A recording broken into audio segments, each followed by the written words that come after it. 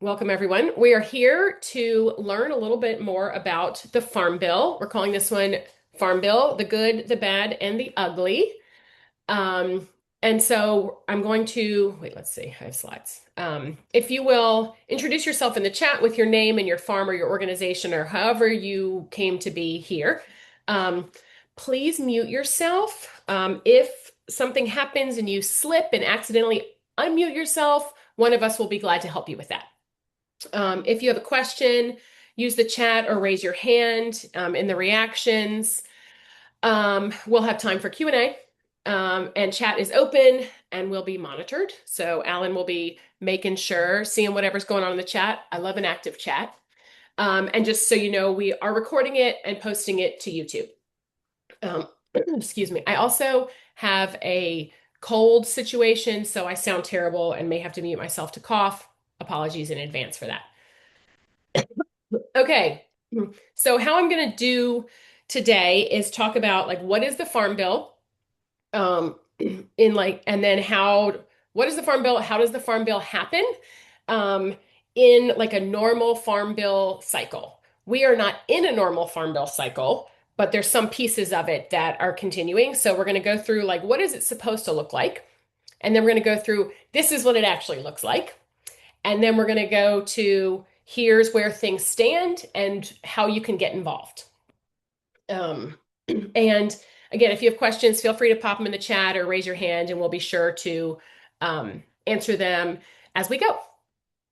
Okay, so what is the Farm Bill? The Farm Bill is what's called an omnibus. It's a multi-year authorizing legislation that governs an array of agricultural and food programs. And an omnibus bill, it's like omna means huge and massive. It's one piece of legislation that bundles a bunch of different policy areas together. And the Farm Bill is one of the biggest pieces of legislation that the federal government does and has. And the Farm Bill is huge. It encompasses so much of our food system. So we have this great graphic that Alan found from NSAC, one of our partners, the National Sustainable Agriculture Coalition. But it covers farmers and ranchers, soil, air, and water, and the food on our plates. So everything from getting a grant for your high tunnel all the way to SNAP or, what we used to call food stamps. That's all within the Farm Bill. It is massive. I think it should be called the Food Bill or the Food and Farm Bill, but no one asked me. But basically, if you think about anything with food or farming, it's likely in the Farm Bill. It has usually 18 what are called chapters, which are just sections, and it's like conservation, commodity, nutrition, things like that. And the nutrition portion of it is the largest because that's where SNAP is paid for. So the Farm Bill, like I said, is huge. Not only does it encompass a lot, it costs a ton. And it is only reviewed every 5 years or so. Excuse me. So the last Farm Bill was enacted in 2018 and expired in 2023. You will notice that we are in 2026. So it has been expired. I'm so sorry. And actually,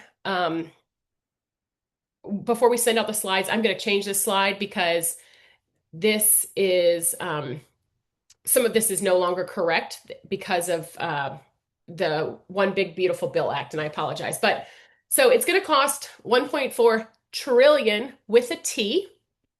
This is what the Congressional Budget Office has said that it will cost.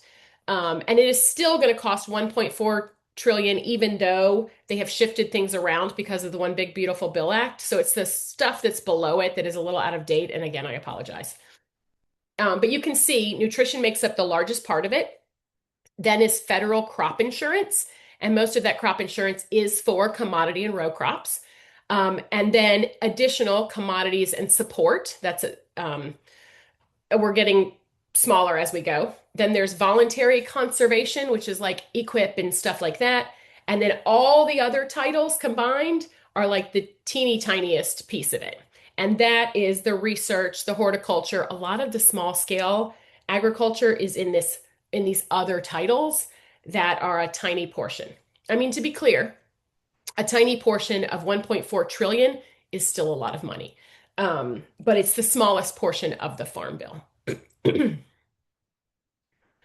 Okay, so we're going to talk about how it's passed in a normal cycle. I really wish that I was clever and made one of those like Schoolhouse Rock type videos, but I have not. I just have slides.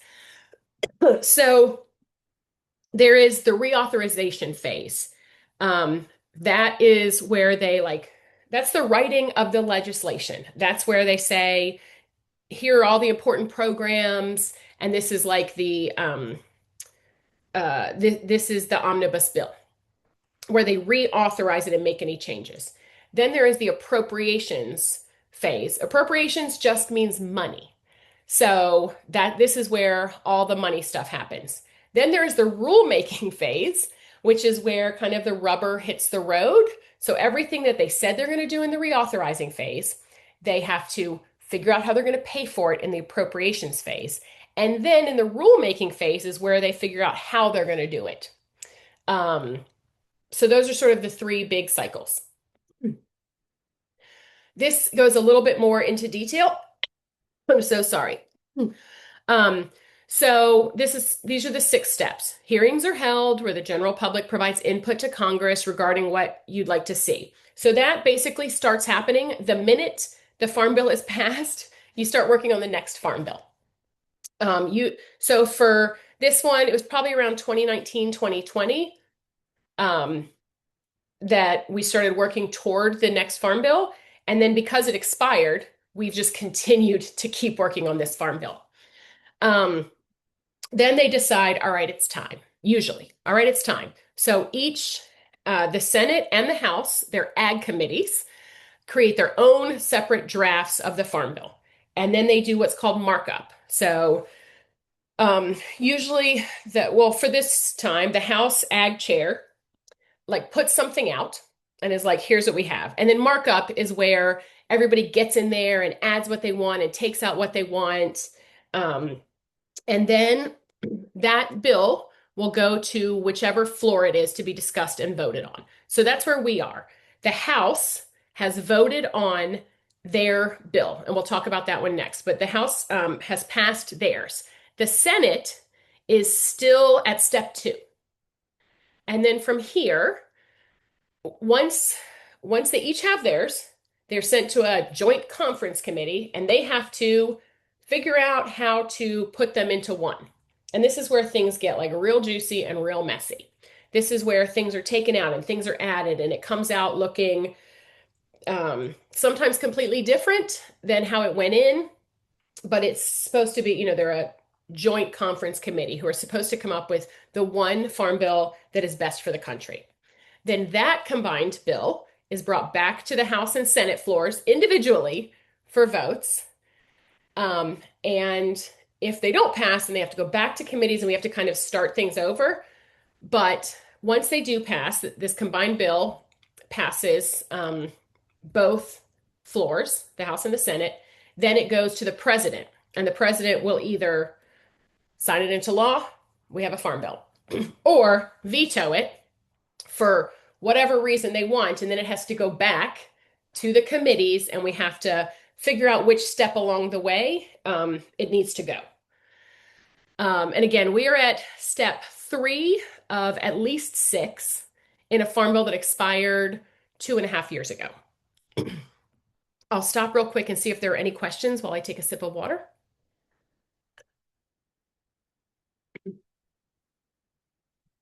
Okay, great. Excuse me. Okay, so this is the appropriations phase. So what I just shared, this is the reauthorization phase. This is like where they get the bill out the door. Then you got to figure out the money stuff. So then the president sends a budget to Congress. And this is where things got really messy with the current farm bill. But the House and Senate, back to the ag committees, they're then responsible for taking that chunk of money that the president says you can spend on the farm bill, and they have to break it up into all these different things. Some of them, this is where we'll get a little bit into the weeds. Um, but some of those programs are mandatory programs. You have to, it is in like they have to be funded. So farm commodity has to be funded, crop insurance has to be funded, and nutrition programming has to be, which is SNAP and things like that. Those all have to be funded. Those are mandatory. And that's 76 to 80% of the farm, or I'm sorry, 99%. That is the majority of the farm bill is mandatory funding. So that's where they chunk it out first. That last little cute 1%, that is rural development, that is research, so like SARE and things like that, all the research stuff. And that is also like farm credit. Um, all happens in that little 1%, which again, the little 1% is still, in the billions. So they have to chunk things out. And then the ag committees, like I said, draft it, and it goes the same way. Then they vote for it. Then it's sent to the floors to be voted on. And then another conference committee reviews it and makes sure. And then again, it's voted on. And then the president signs it into law or vetoes it. Um, this is where it's kind of where they put their money where their mouth is on things. It's really easy to put a bunch of stuff in the farm bill that you say is important, but if you don't put money behind it, then it's, how important really is it? So this is where they also get to show their constituents or their base what they believe in and what they're willing to like put the United States dollar behind, if you will. So this can last a minute. Now, what's happening in this current farm bill is that I don't even remember when it happened. Last year, I think, the One Big Beautiful Bill Act passed, and that so when the farm bill expired, every year they have been doing what's called a continuing resolution, where the things that have mandatory funding, they're just funding at the same level. They just basically say, yes, we're extending it another year, and the stuff that we have to pay for, we're going to keep paying for. But with the One Big Beautiful Bill Act, as you all may or may not know, they did a huge SNAP overhaul and took out like, I don't know, hundreds of billions of dollars. I should know that number, from SNAP. They took out a lot from SNAP and cut a lot of people off of SNAP. And so now, because they did that, they have messed with that nutrition dollar. So then when the farm bill, the reason they're calling it a skinny farm bill, which you may have heard about, is not because, the farm bill's on a diet or something. It's because they have already handled the nutrition programming and made it where it's going to cost significantly less because they put through this with the One Big Beautiful Bill Act, put through stringent measures so that it would cost less. So now when they go to do the farm bill, they say the farm bill will be skinnier because we've already handled nutrition and cut a bunch of people off. Clear as mud? Great. So sorry. And then the rulemaking phase. So this is where they have to figure out how the programs will be implemented. And this is actually a really important thing. Most people think Farm Bill's passed, appropriations are passed, I'm done with Farm Bill. This is where we can give input on how things happen. And it can take a very long time. Some stuff happens within a few months of the Farm Bill being passed. Some stuff takes the entire Farm Bill cycle to finally change. So one example is updating the Thrifty Food Plan. In the last Farm Bill, they updated the Thrifty Food Plan, and that happened, I think, relatively quickly. But then there's hemp reclassification, which, correct me if I'm wrong, but took a very long time. So, but every time they pass a rule, which is basically like, here is how we intend to do this, they are available for public comment. The USDA has a real clunky website, but you can look up what the proposed rules are and you can read them and you can put in your own comment. And they have to read these comments.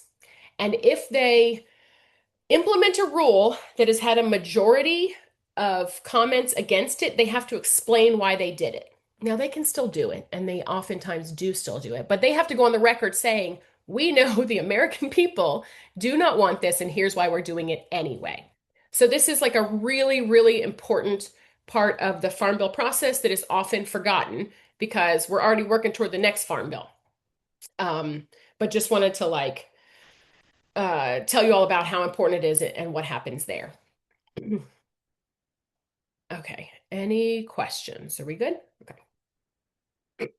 Okay, so now where do we stand here now? So like I said, it expired in September of 2023. In 2025, oh, I was right, it was last year. Last year, they passed the One Big Beautiful Bill Act, and they did that via budget reconciliation. So you can pass a big, huge bill if you just say, well, we have to balance the budget. And so we have to reconcile everything. And the only way to do that is to cut programs and add programs. So that's how they got the One Big Beautiful Bill Act out the door, which has a huge impact on the Farm Bill. And then in November of that year, they passed their third and final extension. They said it's their final. I'll be honest, and I should have found this out. I don't know if it's a final extension because they're only allowed to do 3 extensions, or if they just said that because they didn't want to do another extension. But I'll find that out, and I will let you all know. So sorry. So that's where we are right now. They have extended it for the last time. And so it will expire September 30th, 2026. So the House just passed their version at the end of May. They are calling it the Farm, Food, and National Security Act of 2026. This is a lot of wording. You guys are going to get copies of the slides. That's why I just put it all in there so you can read it later. But it is, if we're talking about the good, the bad, and the ugly, it's just bad and very ugly. So again, it will cost $1.4 trillion, but they're calling it budget neutral. And this, you know how they say like there's like girl math and boy math and mom math or whatever. Well, this is some federal government math. So they're saying it's budget neutral because even though there is a $15.8 billion increase in commodity support, they are offsetting that by taking away $30 million total from SNAP and EQIP over the same amount of time. So it's huge, but it's budget neutral because for every cut they made, or for everything they added, they made a cut somewhere else. There are a few good things in it. It does boost small farm credit, so it increases the operating loan limits from 2 to 3 million to help small scale growers combat inflation and land costs. I'm so sorry. It does incorporate local procurement rules that require federal food aid to buy directly from local, regional, and small scale specialty crop and meat producers. So that's really good. It simplifies crop insurance, and I'm saying that in quotes because the crop insurance situation is a whole thing. And so it like simplifies it, but doesn't make it simple, if that makes sense. It's simpler, but it's still not simple. And for whole farm revenue protection, which I know is a very big deal, especially for diversified fruit and vegetable, small scale, specialty crop, all of that. Now we'll get to the bad and the ugly. This is just a little bit of it because I don't want to be a total downer, but it pulls 1 billion from EQIP, billion with a B, and pulls away any climate smart funding priorities. We don't believe in the climate in this current House Farm Bill, or we don't believe there are any problems with it. So pulling $1 billion from the EQIP program and taking away any climate smart funding just means that farmers who need these things are just going to have to be in even more competition with each other for these. And then again, it took a ton of funding away from SNAP. Um, and they're trying to bill that as a totally separate issue. But we know that people spend those SNAP dollars somewhere, and a lot of them are spent at farmers markets. It's like 1%, but again, 1% of 200 billion is, well, I don't know. I can't do that math off the top of my head, but it's a big number. And then it also, is an issue for SNAP nutrition incentive programs and SNAP matching programs. It also did a little bit of cutting from FMNP and from WIC fruit and vegetable, which is directly, it's like feeding local fruits and vegetables to toddlers. Like what? And babies. Why are we're lowering that? So that's the House bill. Are there any questions or anything happening in the chat? Because I'm kind of blowing through this. The Lollies say, I think there's a win in GusNip. Yeah, Yes. what I have, let me get my screen back up again. What I have discovered in the last week after reading the bill is that they added in there that they dropped the match for all the counties that had persistent poverty over the last 20 years. So that was a win for me. Now they didn't change the amounts, but at least the farmers market there doesn't have to have that 50,000 or whatever, it is.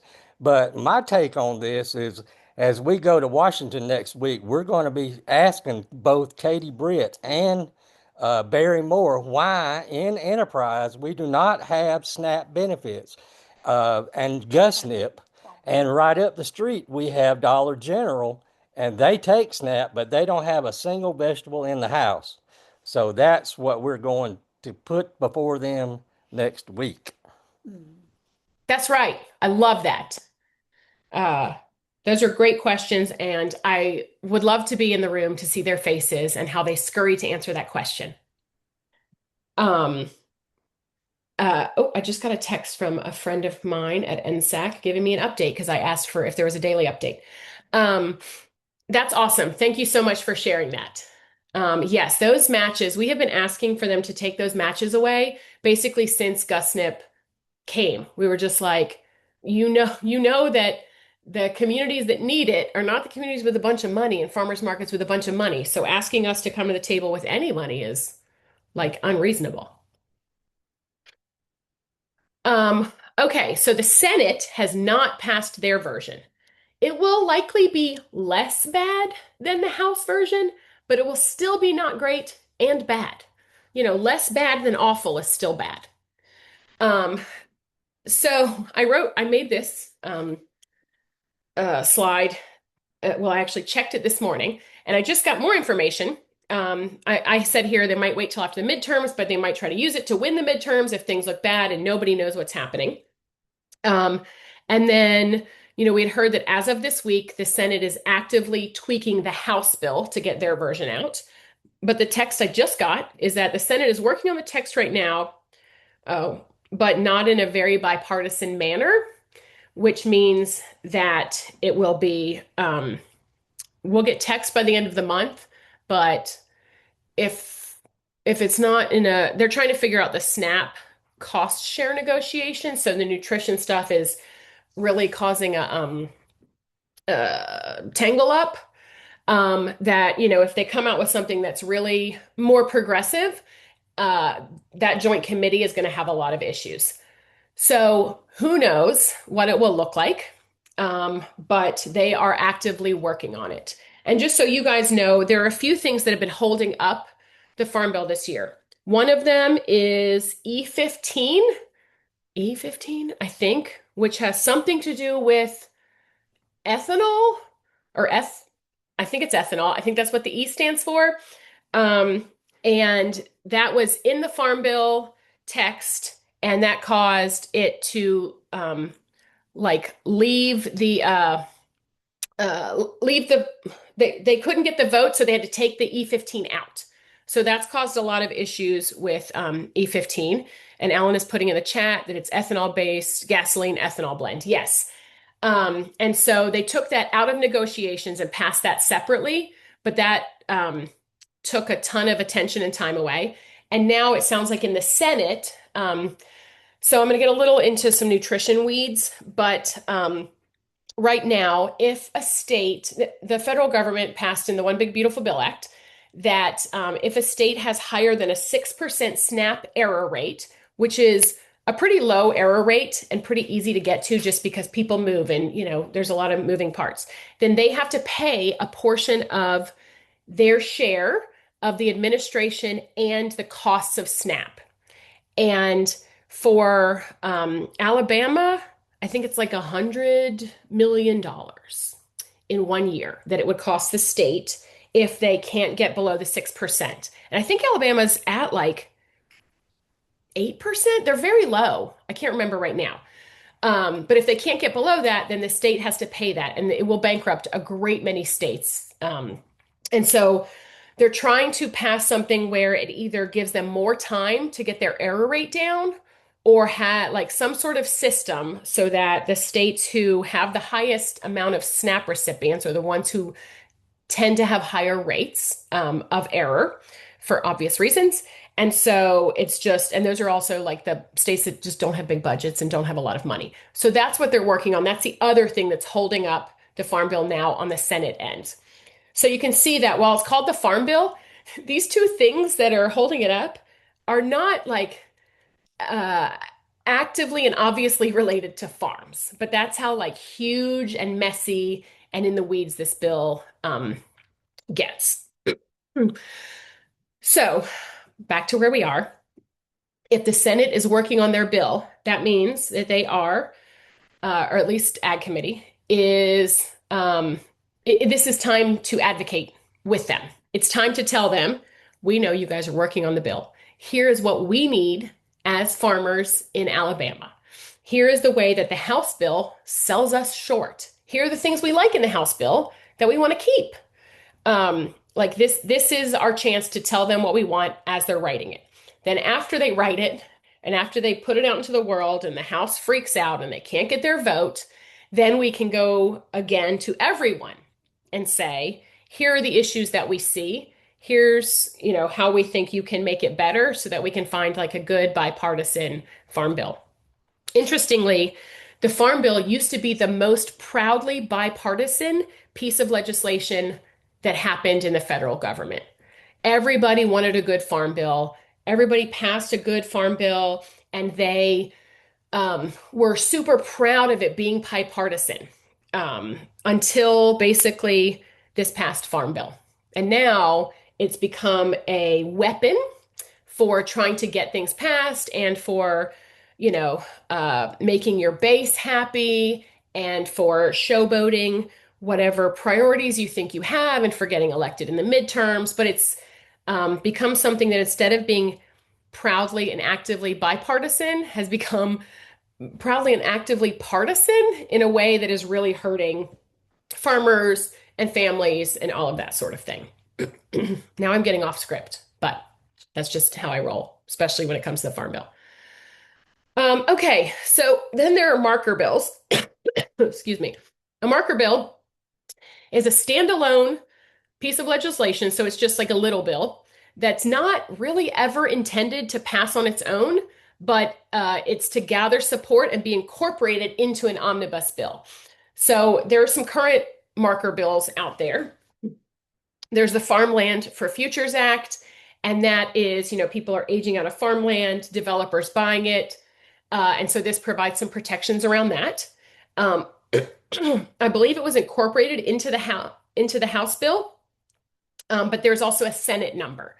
Then there's the Local Farmers Feeding Our Communities Act. That was in their bill. That I think had the GUSNIP and the like emergency food has to be from local producers. There's the Justice for Black Farmers current or marker bill that's been out for a million years. There's the Farmers Aid Relief Act, and that provides more aid for farmers who need it for, I believe it's climate related issues, but I could be wrong about that. And then there's the Supporting Urban and Innovative Farming Act, because the current Farm Bill or the House Farm Bill takes out the Urban and Innovative Farming, the Office of Urban and Innovative Farming. So this is trying to get it back in because we got it passed in the 2018 Farm Bill and they're already trying to do away with it. So if you any policymaker can put forward marker bills. At last count, I think there were like 600 or 900 marker bills for the Farm Bill. Cory Booker put in 300 himself. Loves a marker bill.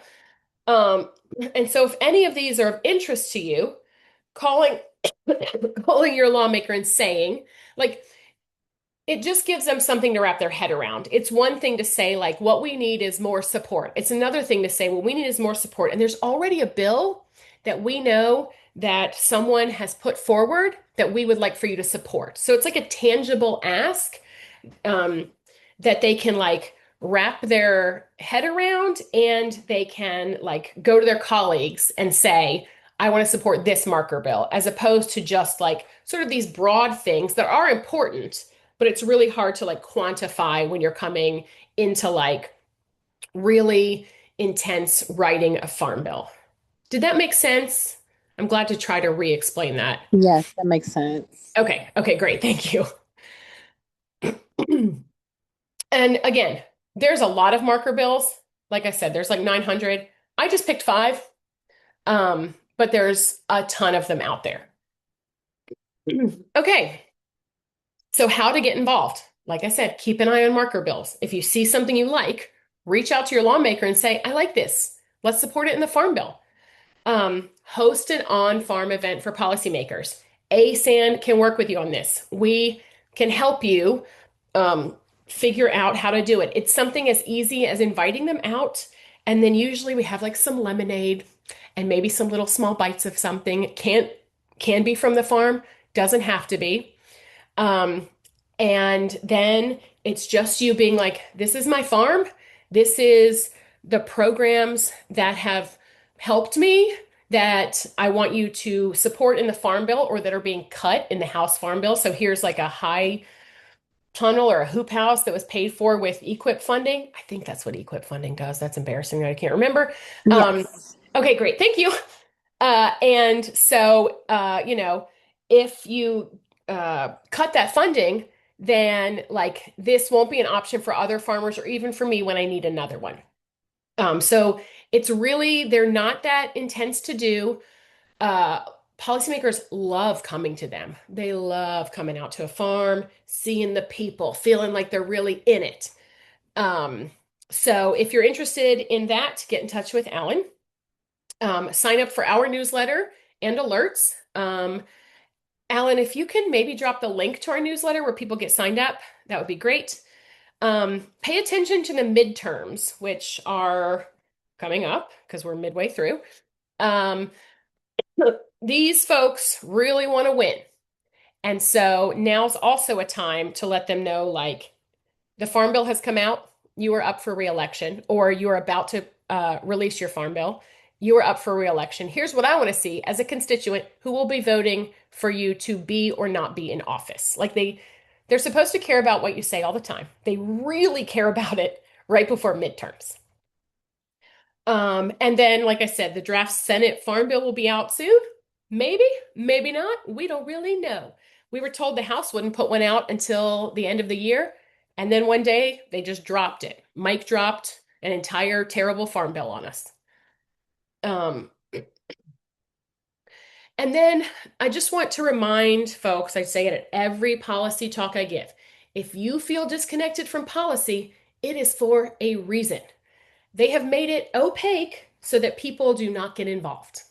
And it is time to recognize that and to take, I say back because, but take back our power. Again, if you're confused, that is not on you. It was designed to be confusing to keep people out of it. And not only was it designed that way, it has been tweaked along the way to make it even more confusing. So it is on purpose. They are doing their job and they've done a great job at it. So our job is to reject that and say, we're going to bring this into the light and we're going to get back involved because they work for us. We have some time for Q&A, but if for some reason we can't answer your question or you don't want to ask it here, then leave your email. We'll get back to you. And then feel free to contact us. We have the policy subcommittee. And I think it's a fun group of policy nerds talking about stuff like this. And we're especially talking about how we can figure out what Alabama farmers need and how we communicate that to policymakers. So we want to help be like a unified and collective voice for farmers in Alabama, so that when a policymaker looks at a piece of legislation that maybe they don't know about small scale farming, they don't know what a hoop house does. They will be like, wait, there's that group, and I can call them and ask them about this. And that group is ASAN. And then they will call us because they know we have a lot of farmers in our network that have told us what farmers need. And, if you're invited to go to DC, go. I'm very happy. One of my favorite things to do is to help people get talking points and figure out how to tell their story to policymakers. I love that. I love lobbying. I love prepping people for lobbying. So please reach out if we can, help you understand anything or craft anything in any way. And I have our emails there. And then it's time to answer questions.